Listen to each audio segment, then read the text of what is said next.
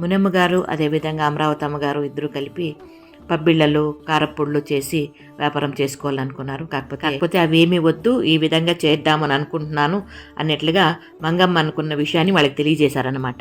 సరే అమ్మా, నేను చెప్పిన మాట మీకు సమ్మతమేనా? సమ్మతమేమా. మీకు ఏదో ఒకటి చేస్తాను, మీకు కూడా జరిగిపోతుంది, మీ జీవనం అర్థం జరిగిపోతుంది.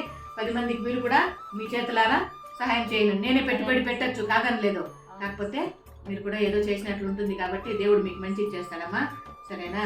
సరేమ్మా, మీరు మంచి మనసుతో మాకు చెప్పినారు కాబట్టి మేము కూడా పాటించి సంతోషంగా స్వీకరిస్తాము. సరే, నేను పోతాను, బయలుదేరుతాను. లోపల పని ఉంది నాకే, పోతాను. సుస్తుగా ఉంది నాకే, బయలుదేరుతాను. అమ్మా మంజులా, అమ్మా వీళ్ళు కుంకుమేమా, కుంకుమ బిడ్డలకి ఆడబిడ్డలు వచ్చినారు ముత్తైదులు ఇంటికి, కుంకుమి కొడుక. అమ్మా సరే ఇస్తానులే. రేపు ఊర్లందరికి దండ రేపు ఇస్తాను.